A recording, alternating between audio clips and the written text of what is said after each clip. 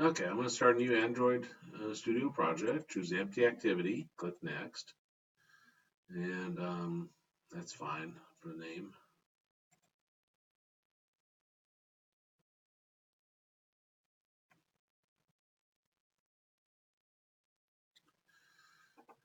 Okay, now I want to copy an image in here because I'm going to start to work on design.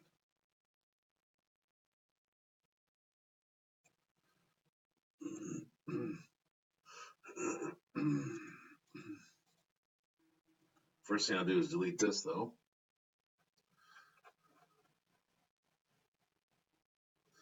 Okay, so I need to expand the resources over here and expand drawable.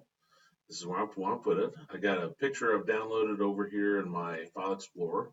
So I come over here and I left mouse click and hold down and drag it and put my mouse over Android Studio and that pops up. And then I can come over here and drop it here. You'll notice there's a red rectangle around drawable. And then when it pops up, you go ahead and click OK. And I'm going to make sure I deleted the constraints. There we go. Now I'm taking this image view and I'm going to drop it on my screen. It'll pop up and ask what I want to put on it. I expand project and you'll see your Pink Panther there. And then I'll click OK. It's kind of big. These white circles do not resize. Those are adding in constraints. So I'm going to click here and drag that.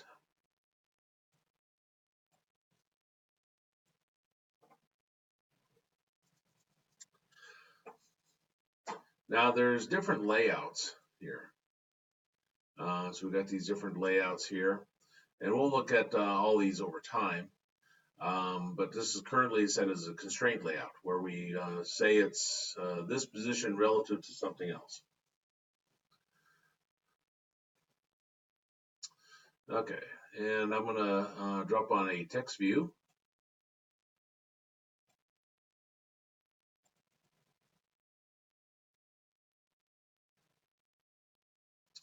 And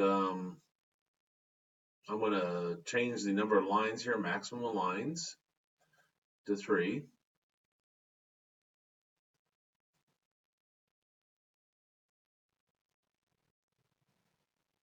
Okay, put 3 in there. By default, if I have that set somewhere,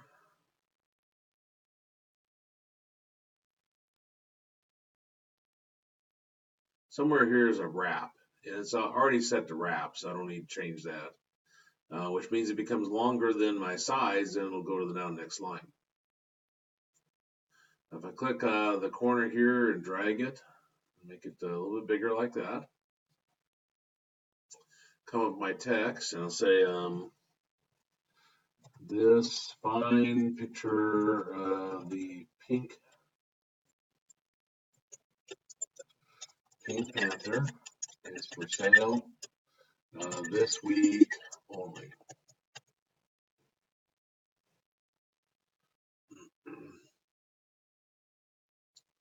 Okay, now I can change the color of it.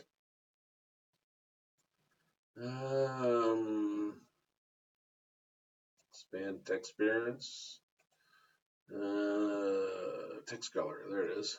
And here you can type it in if you know it. Otherwise, you can click this box over here and choose green, I guess. That changes it to green. So there's a lot of different settings you can do. You can change your text size to be bigger. Instead of 14, I can change it to 18. Size that a little bit. We could center it if we wanted to. Okay, now I'm going to ask for quantity. So I have another text view. I'll put right down here. And I have this one say quantity. And under text, there's other options here. You see there's a number.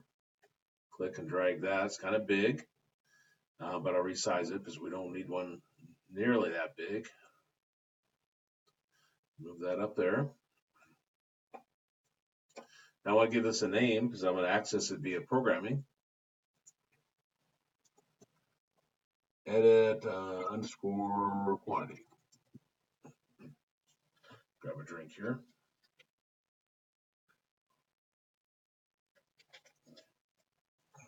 I guess up here I can put the price of it. So for sale this week only for $8. Okay, so my shopping app, and this is what I want you to create. But I want to create your own idea on this. Is we're going to have an app where you're selling something. And I give an example of Candle Barn. You can have candles here or whatever you want to sell. So you customize it to whatever you want. You put your own wording in here. Of course, quantity is kind of a universal thing. You need to ask how many of them you want to order. Okay. Now, by choosing number, you will not be able to put an alpha in here. Can't put like David. You put 3, 5, so forth. Okay, back to common here. There's a switch here.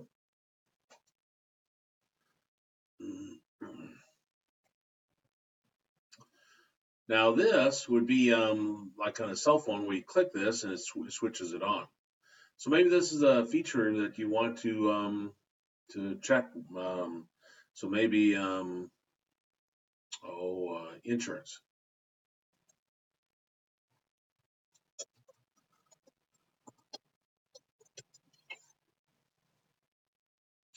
Now you need to give this a name. It's called Switch One. So I'll call it SW underscore insurance. Now I suppose that'd be nice for them to know how much it's going to be. So insurance on this, if they decide to insure it, will be $10.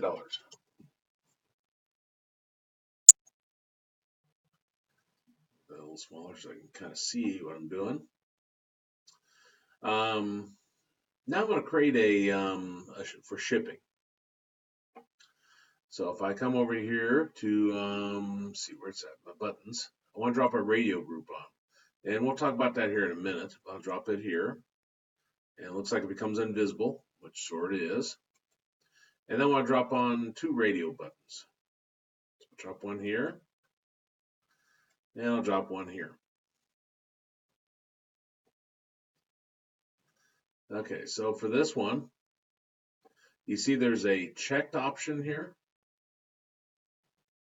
If I click that little dash there, it puts true there. That means by default this is checked. And this I'm going to put, since it's shipping, I'll say next day. This one I'm going to change the text on it to say that it's standard shipping.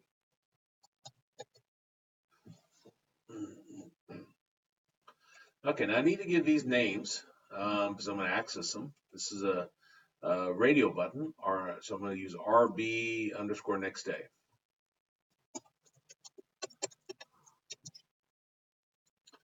This one, I'll give it a name. RB standard shipping.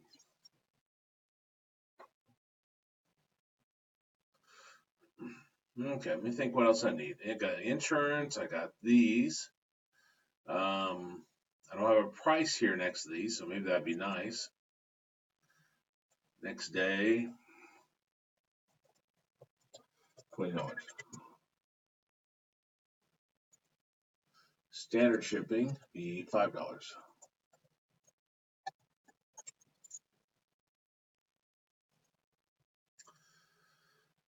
Now, right now, these are independent of each other, which means if I run this, I could click this and that would still stay clicked. The idea of a radio button is when I click this one, it unclicks the other one, and vice versa. So I need to associate those into the same group, and that's why I dropped on a radio group. So now if over here in my component tree, if I click RB next day with my left mouse button and hold down, I can drag it so it's right underneath the radio group, and you see it indented. And I can click this one and drag it and put it right underneath that same area, and it's now indented. So you can see those both fall under the same radio group. What that'll do is when I click one, it'll unclick the other. Okay, now I want a button to place my order. So I got a button here.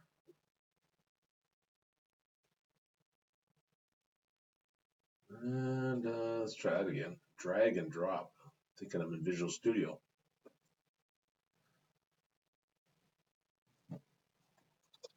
And place order. And maybe down here I'm going to write down the cost of the order. So I'll go back to common. I'll drop a text view on here. And this one will say cost of order.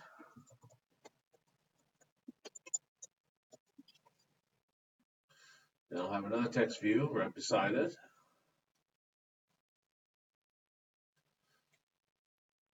And this will be our amount. So initially A1 is 0. I'm going to access that through programming. So I'm going to call it TV for next view underscore cost of order.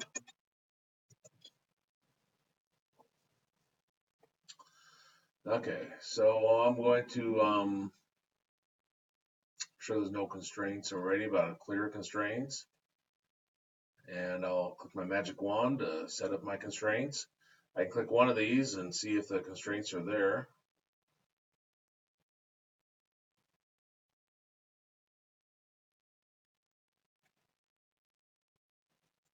That's curious. I click the radio group here. Well, I suppose if I click the radio group, okay, so it's based upon that.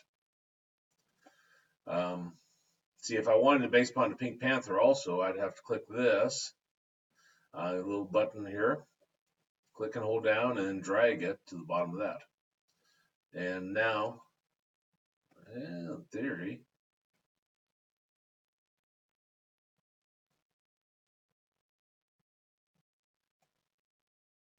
I should have contained or created my constraint. Unless it has to, well, I don't know. Okay, let me just clear my constraints, make sure I didn't do that, screw something up, and click my magic wand again. And we'll leave it the way it is, and hope and pray. Okay, so I'm going to run it now.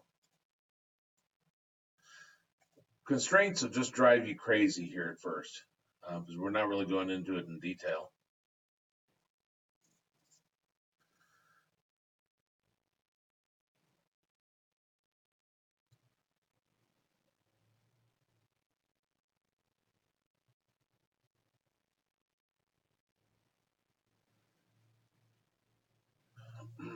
Grab a drink here.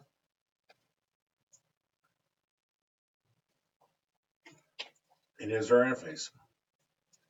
That text view isn't appearing right. I wonder where I put the text for that. Okay, click here, and if I tried to type a letter, it wouldn't let me. But I can type a number or push the keypad here. If I click this, then that'll mark that one insurance. If I click my radio button here, you see how it undoes that? And then click place order, which doesn't currently do anything, but we want it to update that. Let's look at this. Oh, great. Put it down there. Control C, Control V, and delete this. I don't think I need that.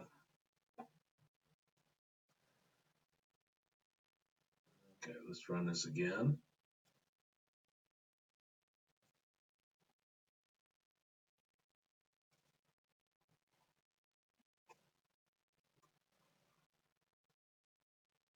Perfect. Okay, so now I'll put my code here. So go to my main activity.java, come before my last curly brace. Gonna do a public void button click. View B, alt enter to accept the library.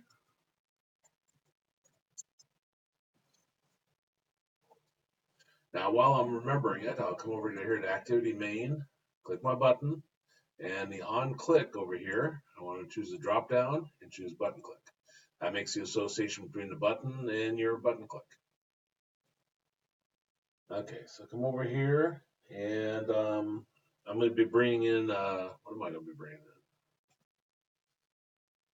I guess the edit text first, so I'll do the quantity. Now, since quantity is going to be an integer, then I have to keep that in mind. So edit text T1.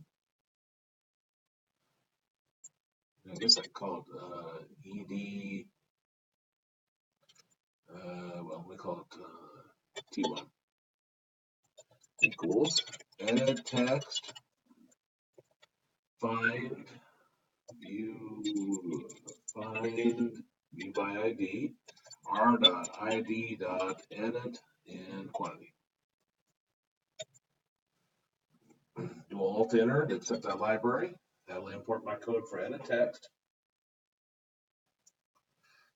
And I'm going to have a variable for integer for quantity.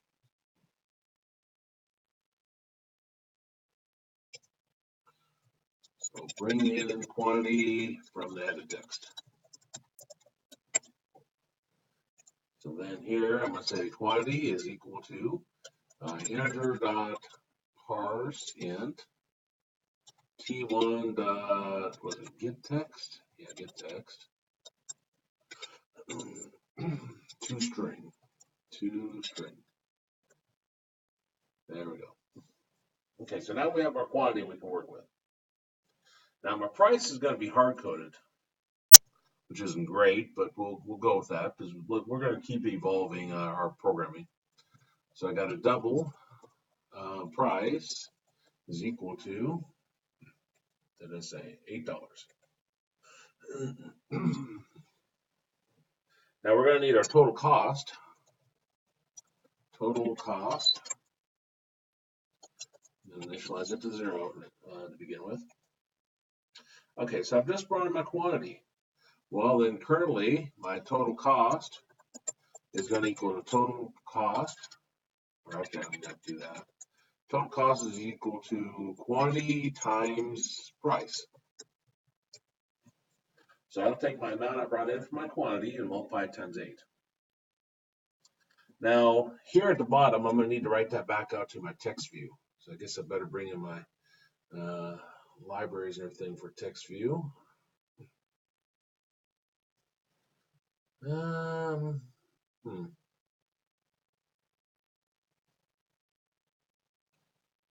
to get rid of that.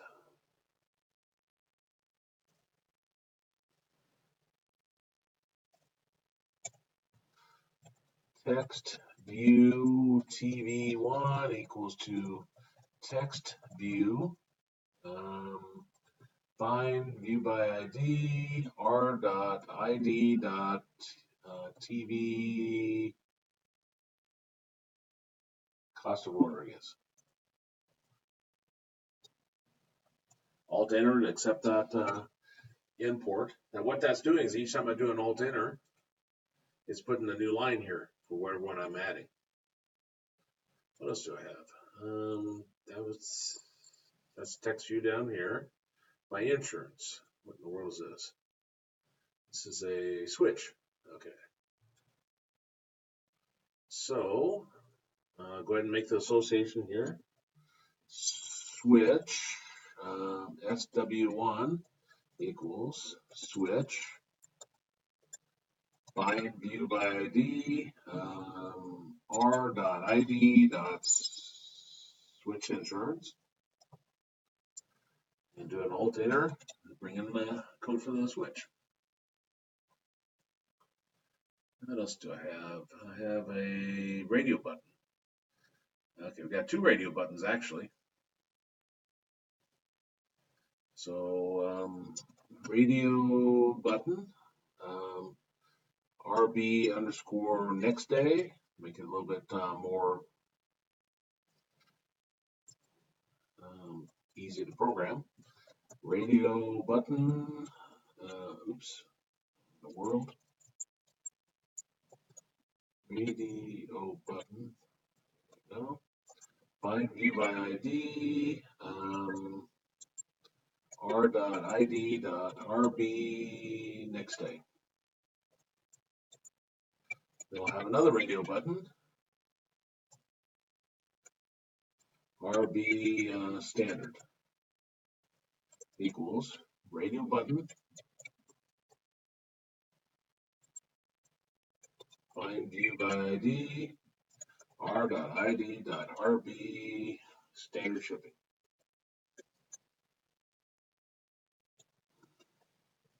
What else do I have? Got the switch.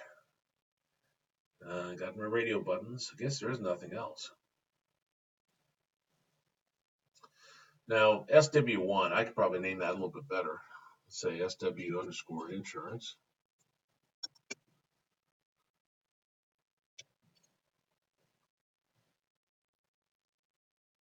Okay, so let me see. I brought in a figured total cost. Insurance does what? Insurance adds on $10. So how I can check to see if they've checked, if they've clicked that or not,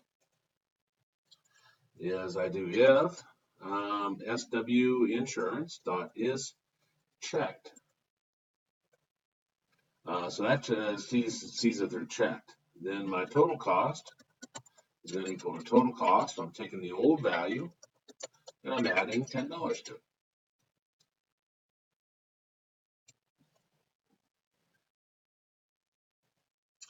Now here, if they have next day selected, I want to do $20. If I got standard shipping, I want to do $5. So I come over here and I'm going to say if RB next day dot is checked, then total cost is going to equal to total cost plus, what did I say, $20? $20. The other one's $5. Else, and since there is only one other possibility, if that one isn't checked, the other one has to be checked. Then I probably didn't even actually need to bring it in. But let me show it. If RB standard is checked, then I got total cost is equal to total cost plus $5. And I need to write out to my text my total cost, which is what? Text view TV1. Could have done a better job of naming that. Set text. This is a double dot toString and total cost.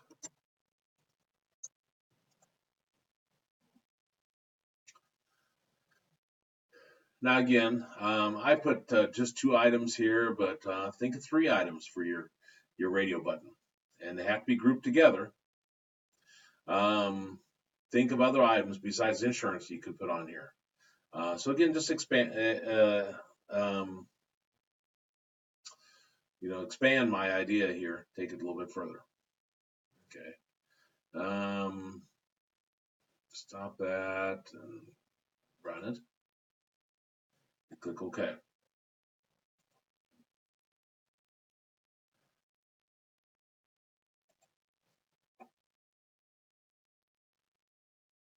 Okay, so come here. I'll put 5 in for quantity. Yes, I want insurance.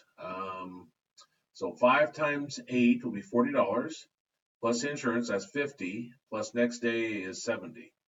So if I click place order, you see I get $70. Now if I uncheck that where I don't want insurance, it should be $60. Now if I have this selected, 5 times 80 is 40, plus that's $45. And that gives us that. And that's our shopping app. Word of advice. Create your form exactly like you want it. Well, first delete any constraints that are there. Set up your form exactly like you want it. Then choose your infer constraints. And at this point, do not change your interface at all. This is try two on this video because I started building it step by step and then running the app and see what it looks like. And somehow along the process, I messed up my constraints. And to be honest, it was easier to start over than it was to try to fix those constraints after I'd screwed them up.